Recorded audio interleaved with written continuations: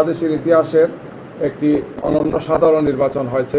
গণনার জন্য প্রস্তুতি নিচ্ছেন। পোস্টাল ব্যালটের গণনা হবে, গণভোটের গণনা হবে এবং মূল যেটি জাতীয় সংসদের ব্যালটগুলো গণনা হবে। অর্থাৎ 3টি ব্যালট একসাথে গণনা হবে। মত 42,500 মতো সেন্টারের রেজাল্ট আমরা পাবো। একটি আসনের যেহেতু ভোট স্থগিত আছে, এই জন্য প্রায় 42,500 সামথিং সেন্টারের রেজাল্ট পাওয়ার কথা। এইটা হয়তো তারা ইতিমধ্যেই সম্পন্ন করে আমাদেরকে জানাবে। এখন নির্বাচনের জন্য তারা গণনার জন্য প্রস্তুতি নিচ্ছেন। পোস্টাল ব্যালটের গণনা হবে, গণভোটের গণনা হবে এবং মূল যেটি জাতীয় সংসদের ব্যালটগুলো গণনা হবে। অর্থাৎ 3টি ব্যালট একসাথে গণনা হবে। আমরা এবং দেশবাসী গভীর আগ্রহের সাথে আমরা অপেক্ষা করব, যাতে আমরা যথাসময় দ্রুততম সময়ের মধ্যে আমরা ফলাফলটা পেতে পারি। আমরা মনে করি নির্বাচনে সবার আন্তরিকতা ছিল, সবাই চেষ্টা করেছে। এই চেষ্টার ফসল হিসাবে বাংলাদেশের ইতিহাসের একটি অনন্য সাধারণ নির্বাচন হয়েছে, যে নির্বাচনে মানুষের অংশগ্রহণ হয়েছে এবং খুব বড় আকারে কোনো ক্ষয়ক্ষতি হয়নি। তারপরেও অনেকগুলো আসনে কিছু সমস্যা হয়েছে, সেন্টারে সমস্যা হয়েছে, ভোট কেন্দ্রের সমস্যা হয়েছে। আমরা আজকে সকালে বলেছি, আমাদের অন্যান্য নেতৃবৃন্দ এই সমস্ত বিষয়গুলো আপনাদের সামনে তুলে ধরেছেন গিয়ে।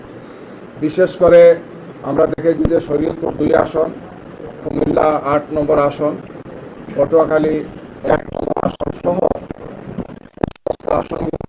আর কিছু আসনের অনেকগুলো সেন্টারে যারা এজেন্ট ছিলেন, আমাদের প্রার্থীদের এজেন্টদেরকে ঢুকতে দেওয়া হয় নাই। বিভিন্ন ধরনের হুমকি দেওয়া আছে, কোনো কোনো জায়গায় ফিজিক্যালি টর্চার করা আছে, তাদেরকে আঘাত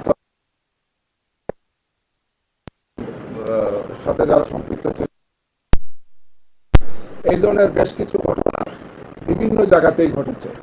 তো এই ক্ষেত্রে আমরা তাৎক্ষণিকভাবে প্রশাসনকে জানিয়েছি, নির্বাচন কমিশনের সংশ্লিষ্টদেরকে জানিয়েছি, তারা চেষ্টা করেছেন। এরপরেও কিছু কিছু জায়গাতে এই ধরনের কিছু অনিয়ম হয়েছে, কিছু বাধা প্রতিবন্ধকতা তৈরি হয়েছে। সব কিছু মিলে আমরা মনে করি যে আমরা যেটা আগেই প্রত্যাশা করেছিলাম, যে একটি সচেতন জনগোষ্ঠী সব ধরনের সন্ত্রাসকে রুখে দিতে পারে, সব চক্রান্তকে রুখে দিতে পারে। বাংলাদেশের মানুষ আবার সেটা প্রমাণ করেছে। গতকালকে থেকে আরম্ভ হয়ে কোনো কোনো সময় যথেষ্ট উদ্বেগ ছিল, উৎকণ্ঠা ছিল, বিভিন্ন ধরনের মিডিয়া ট্রায়াল আমরা দেখেছি।